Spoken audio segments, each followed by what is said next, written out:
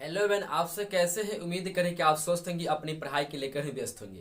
तो आज का वीडियो बहुत ही शानदार होने वाला है। इस वीडियो की देखने के बाद आपको यह मालूम चल जाएगा कि किस चैप्टर से कितना पूछता है एग्जाम में। यदि आप युद्ध लड़ने जा रहे हैं तो आपको पहले पहले क्या करना पड़ेगा। यदि बंदूक लेना पड़ेगा, बंदूक में पहले आपको क्या करना पड़ेगा, चेक से गोली है कि नहीं है। यदि सीधे आप दौड़ते चल जाइएगा युद्ध लड़ने तो मारे पड़ जाइएगा। तो उसी तरह यदि आपको एग्जाम में अच्छे नंबर लाना है तो आपको पहले यह मालूम होना चाहिए कि किस चैप्टर से कितना पूछता है। तो यह मालूम हो गया तो आपको 90 प्लस लाने से कोई नहीं रोक सकता है। तो इस वीडियो की देखने के बाद आपको यह जानकारी मिल जाएगा।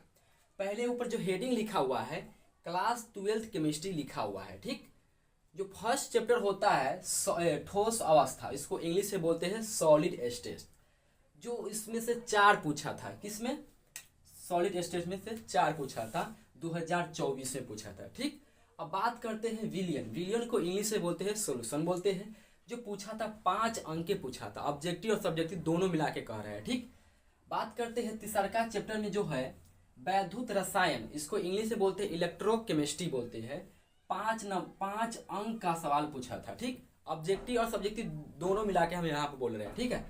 बात करते हैं जो चौथा चैप्टर है, चौथा चैप्टर में है रासायनिक गतिकी, इसको इंग्लिश से बोलते हैं केमिकल काइनेटिक्स। क्या है, केमिकल काइनेटिक्स, जो 5 अंक का पूछा था, ठीक।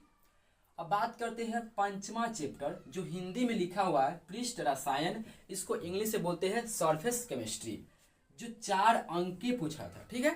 अब बात करते हैं छठा चैप्टर। छठा चैप्टर है तत्वों के निष्कर्षण के सामान्य सिद्धांत एवं प्रक्रम, जो 3 नंबर के पूछा था। क्या नंबर के, 3 नंबर के पूछा था, ठीक। बात करते हैं पी ब्लॉक। पी ब्लॉक से, इसको हिंदी या इंग्लिश दोनों सेम ही है भाई।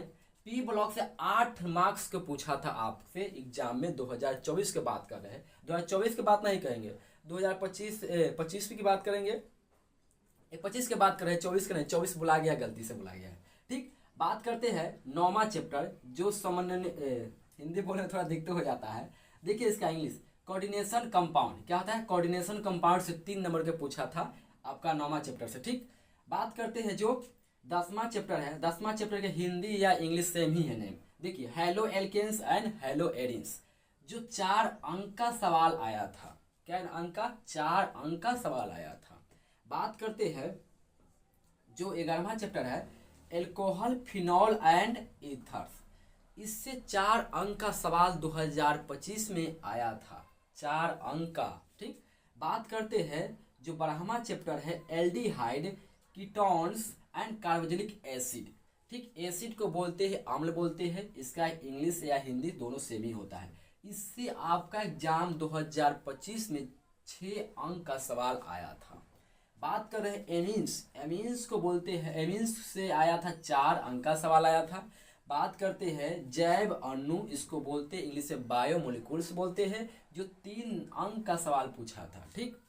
बात करते हैं बहुलक। बहुलक को इंग्लिश से बोलते हैं पॉलीमर, जो 3 अंक का सवाल पूछा था 2025 के बात कर रहे हैं दोस्त।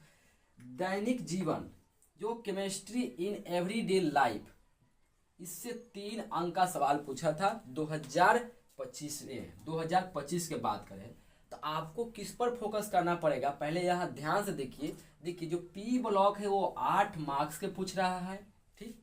और जो 12वां चैप्टर है एल्डिहाइड कीटोन्स और कार्बोक्सिलिक एसिड है, जो 6 अंक का पूछ रहा है। तो इसमें जो हाईएस्ट वेटेज किसका है, पी ब्लॉक का है, तो उस पर ज़्यादा फोकस करेंगे ना। और जो एल्डिहाइड है और कीटोन है जो उससे 6 अंक पूछ रहा है। उसके बाद देखिए जो दूसरा चैप्टर है 5 अंक पूछ रहा है, तीसरा चैप्टर है 5 अंक पूछ लिया है, चौथा चैप्टर है 5 अंक पूछ लिया है। ऐसे यदि आपको एग्जाम में अच्छे नंबर लाना है तो भाई आपको सब चैप्टर को पढ़ना पड़ेगा। थोड़ा ये फोकस जाता है हमसे किस चैप्टर से ज़्यादा पूछता है, तो यह फोकस रहना चाहिए। यदि ये फोकस कब रहना चाहिए, कम जब समय बचता है, जिसका सिलेबस खत्म नहीं रहता है, जिस पढ़ने में थोड़ा कमजोर रहता है, उसको लिए फोकस रहता है। मतलब कम भी चैप्टर पढ़ को अच्छे से एग्जाम में नंबर लाया जा सकता है।